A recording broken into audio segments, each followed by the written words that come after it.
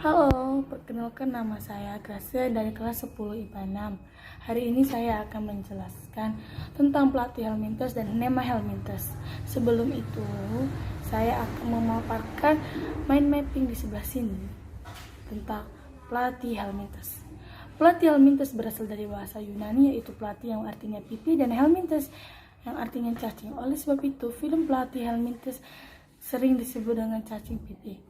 Ciri-ciri pelatih Helminthus apa aja ya? Ciri-cirinya yaitu bentuk tubuh pipi bersimetri bilateral, tripoblastik, dan aceolemata. Tubuhnya terdiri atas bagian kepala atau anterior, ekor ada posterior, bagian punggung atau dorsal, bagian perut atau ventral, dan bagian samping atau yang disebut dengan lateral. Sistem pencernaan makan belum sempurna. Terdapat mulut dan belum memiliki anus. Makanan masuk melalui mulut, faring, usus, dan dikeluarkan melalui mulut.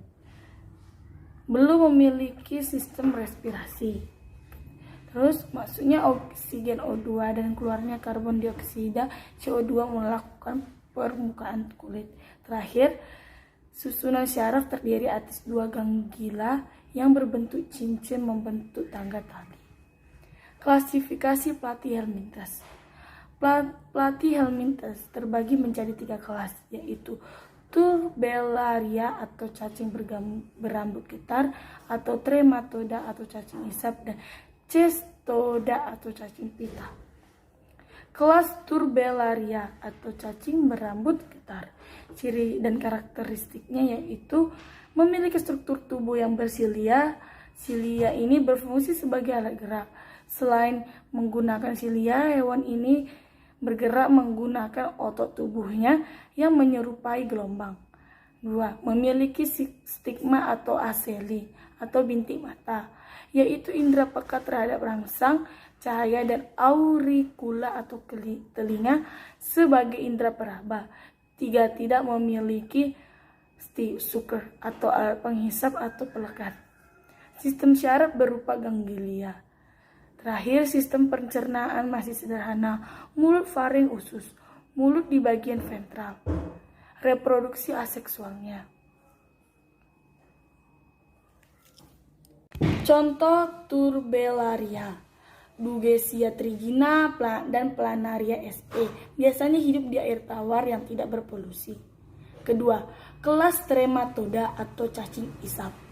Ciri dan karakteristiknya yaitu berbentuk pipis seperti lembaran daun, memiliki alat penghisap atau sucker di bagian anterior atau mulut dan posterior atau bisa disebut ventral tubuh, sehingga bersifat endoparasit atau merugikan.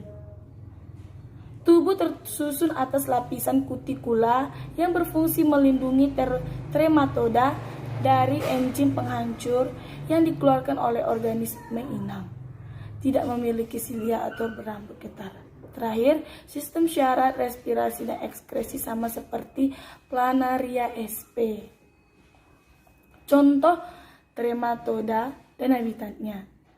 1.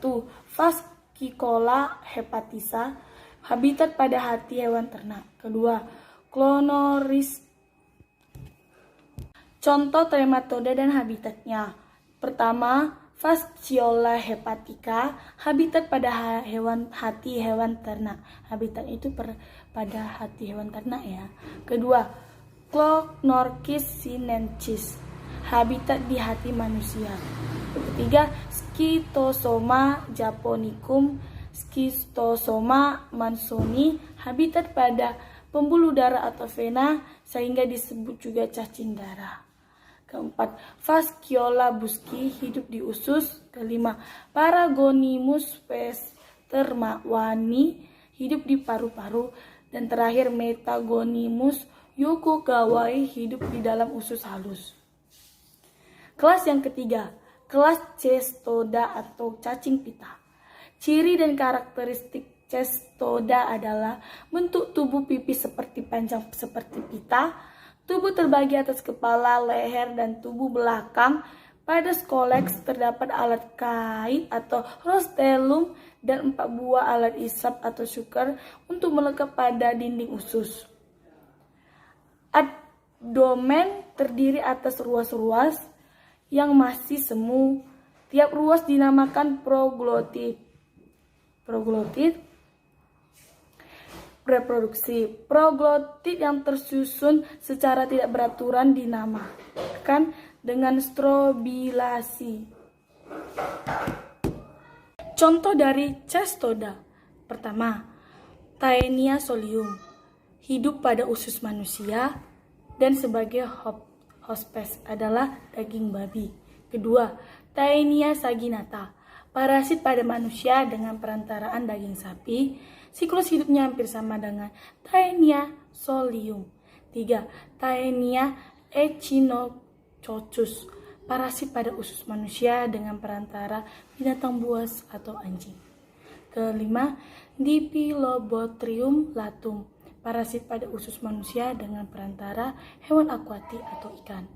Yang terakhir, Coanotaenia infundibulum, inang tetapnya adalah ayam dan inang perantaranya adalah hewan arthropoda.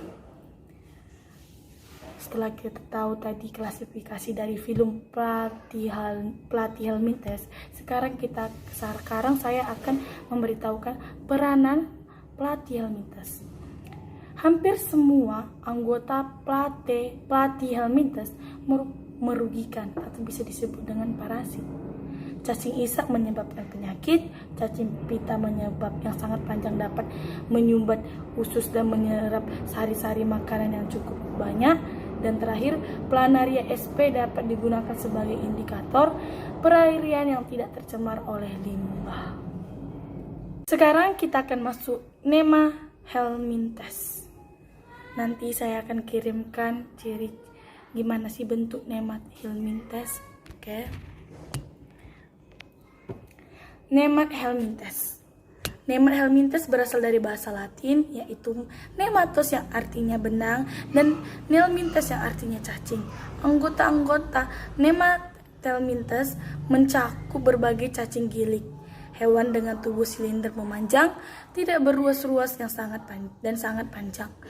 Nema helminthes adalah hewan pedicel mata, yang artinya hewan yang mempunyai rongga tubuh semu. Sistem reproduksi Nema helminthes. Nema helminthes umumnya melakukan reproduksi secara seksual. Sistem reproduksi bersifat gonokoris. Gonokoris adalah organ kelamin jantan dan betina terpisah pada individu yang berbeda. Fertilisasi terjadi secara internal. Telur fertilisasi dapat membentuk kista yang bisa hidup pada lingkungan yang tidak menguntungkan.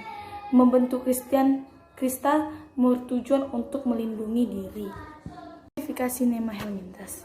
Pertama, Ascaris lumbicordies atau cacing perut. Kedua, Ankylostoma duodenale atau cacing tambang.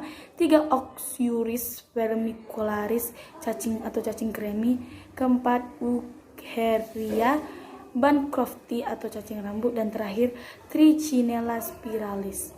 Oke, nanti akan saya taruh di sebelah sini samping saya main kayak klasifikasi atau sistem reproduksi dari klasifikasi Nema helminthes. Oke. Pertama ini adalah Ascaris lumbriocoides.